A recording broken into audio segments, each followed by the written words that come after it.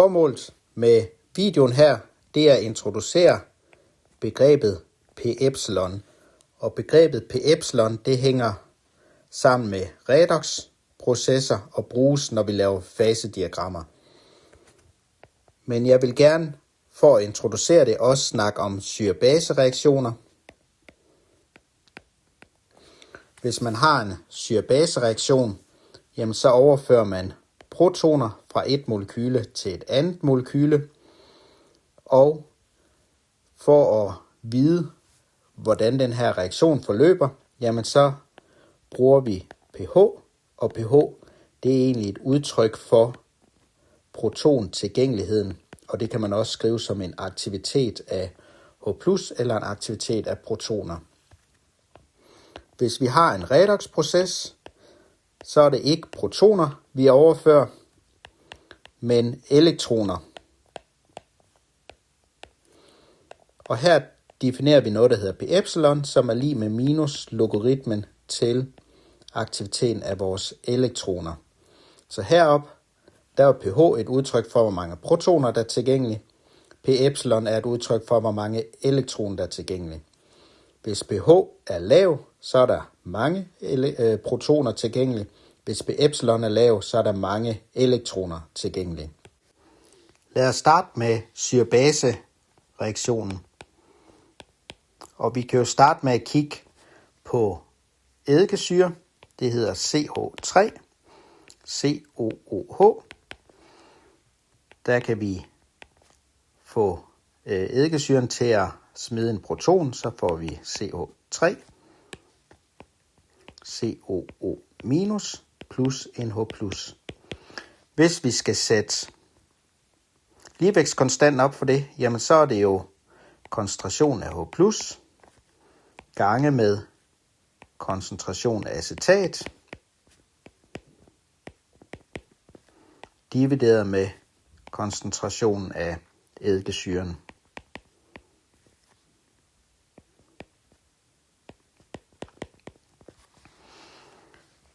Vi kan tage logaritmen, minus logaritmen på begge sider, så får vi, at pH er lig med pKa, plus logaritmen til den acetaten, eller den protonerede form, og vores eddikesyre.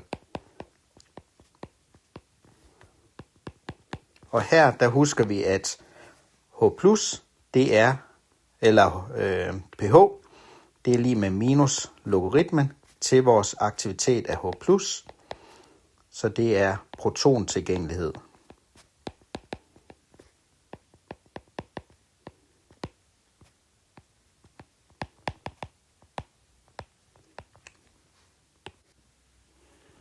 pKa, det er vores styrkekonstant, og minus lig med minus log til vores ligevægtskonstant her. Hvis vi nu tegner en graf, det kan jeg gøre her. Vi tegner pH ud af x-aksen. Vi har pKa her et eller andet sted på vores x-akse. Og vi kan have PC op ad y-aksen. Så kan jeg tegne en stiplet linje her. Hvis vi har lav pH, så har vi eddikesyre. Hvis jeg har høj pH, jamen så har jeg den tilsvarende salt, acetaten. Her har vi en lav protontilgængelighed, så lav aktivitet af H+. Her har vi en høj aktivitet af vores protoner.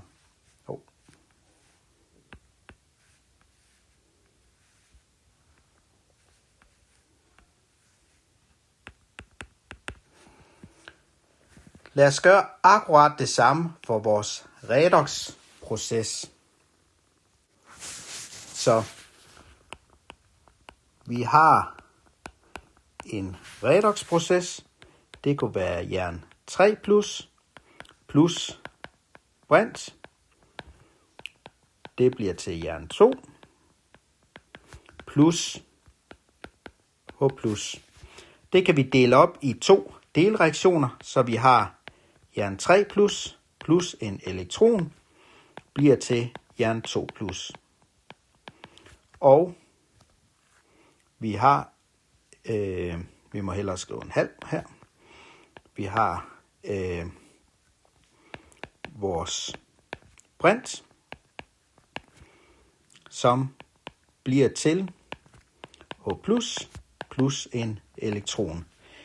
Hvis det, der så sker, det er jo, at vi fra vores brint overfører en elektron til vores jern. Men når vi kigger på P-epsilon, så kigger vi kun på en af reaktionerne. Og der vil jeg kigge på reaktion 1. Vi har vores jern plus en elektron, der bliver til jern 2.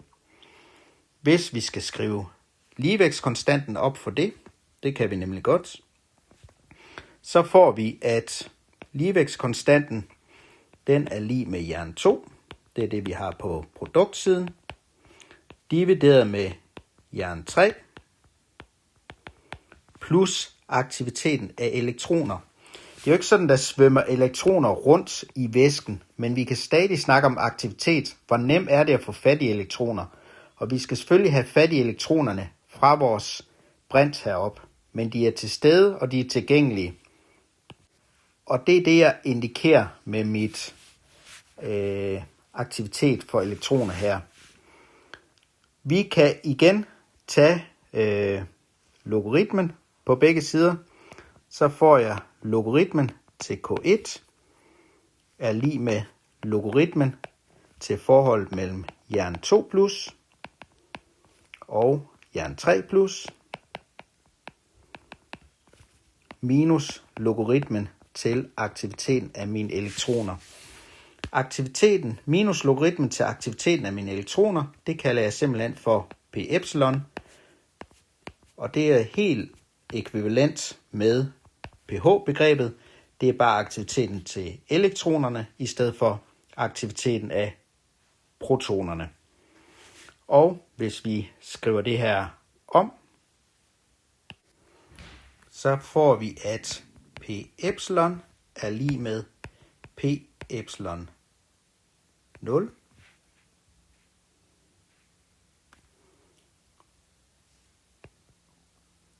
plus logaritmen til jern 3 plus divideret med logaritmen til jern 2 plus.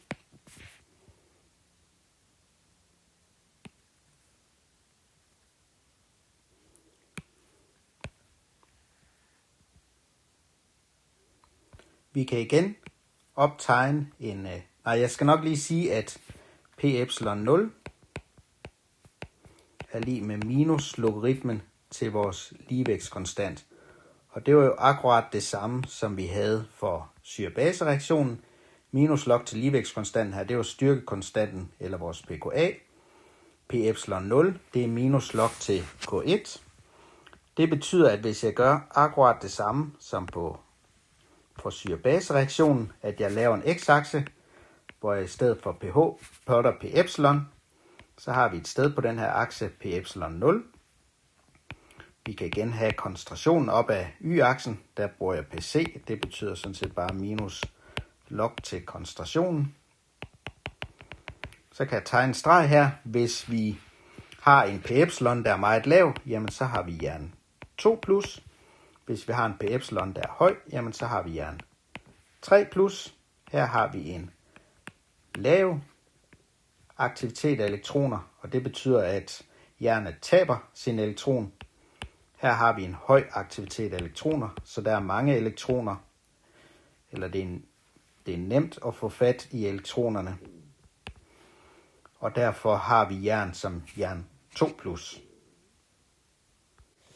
Så pH, det er minus logaritmen til protontilgængelighed, og P-epsilon, det er minus logaritmen til elektronaktiviteten eller tilgængeligheden.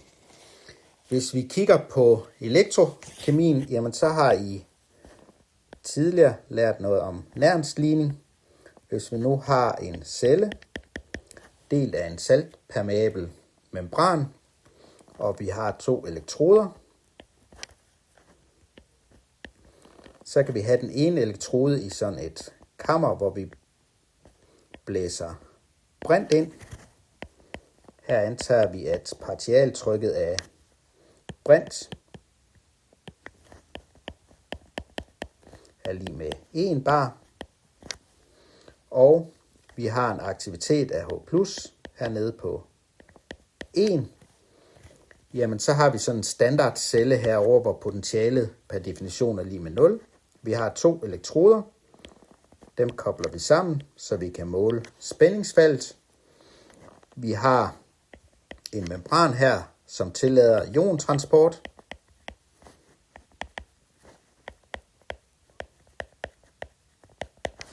Og herover der har vi så en blanding af jern 2 og jern 3. Vi kan nu måle potentialet. Det kaldes et elektrodepotentiale.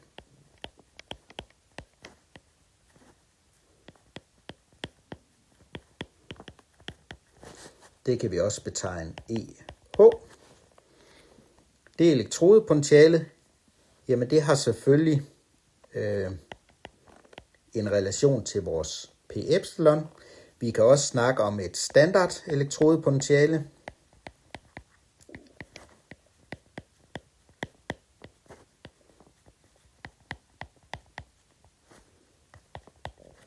Det hedder E0. Og det hænger selvfølgelig sammen med P epsilon 0, og det er jo den situation, hvor vi har ens koncentration af jern 2+ og jern 3+. Og det kan man måske nemmest se, at hvis de 2 koncentrationer her er lige store, jamen så får vi et 1-tal her, så er det lige med 0, og så er vores P epsilon lige med P epsilon 0. Så hvis vi snakker P epsilon,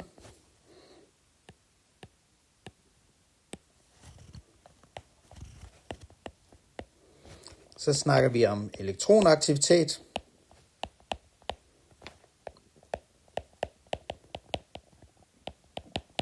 Hvis vi snakker elektrodepotentiale eller redoxpotentiale,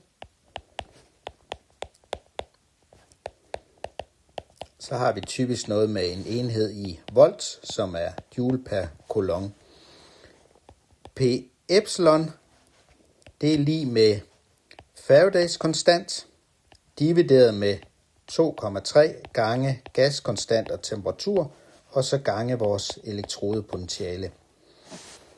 Det er også lig med 16,9 gange vores elektrodepotentiale, hvis vi har en temperatur på 25 grader Celsius. Faradays konstant, gaskonstant og temperatur, det er jo alt sammen konstanter. Faradays konstant,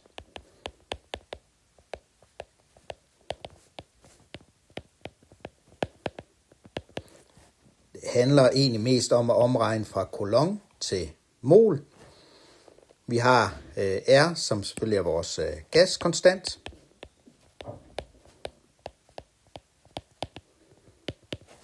Og som I kan se her, jamen, så er der en lineær sammenhæng mellem P epsilon og elektrodepotentialet, lidt afhængig af, hvad temperatur vi har. En anden ting, som er vigtig, det er, at P epsilon er lig med Gibbs-energi for reaktionen, divideret med 2,3 gange med N, og N det er et spørgsmål om, hvor mange elektroner der overføres, og så gaskonstant og temperatur. Så her har vi Gibbs-energi for reaktionen,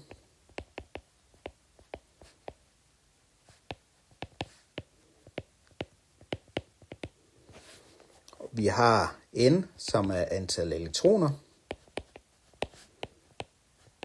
Det eksempel, vi så på før for jern, der fik vi overført en elektron, så er N selvfølgelig lige med 1. Og så har vi igen gaskonstant og temperatur, og vi har de her 2,3, og det er noget med at tage den naturlige logaritme til 10, så det er en omregning fra en værdi, der skal, når vi har P epsilon, så har vi noget i minuslogaritmen, og den værdi, den kan vi tage højde for ved gange med de her 2,3. Så for at lave en opsummering, vi har nu introduceret P epsilon lige med minus logaritmen til aktiviteten af elektroner. Det bruger vi for redox ligninger. Det har P epsilon er lig med 16,9 gange med elektrodepotentiale, som I kender fra fysisk kemi og næringsligning.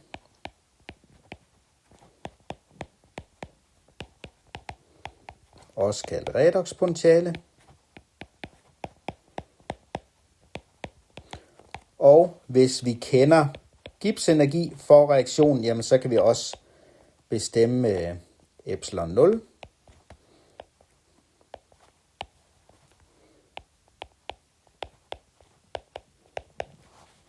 Så hvis vi har standard Gibbs-energien, så kan vi beregne epsilon 0 ud fra ligningen her. Det her P epsilon, det kan man bruge, når man laver fasediagrammer. pH bruger vi, når vi kigger på syre-base-reaktioner. P epsilon, når vi kigger på redoxprocesser, og vi kan kombinere det hele i et diagram, hvor vi har P epsilon ud af en akse og pH ud af en anden akse.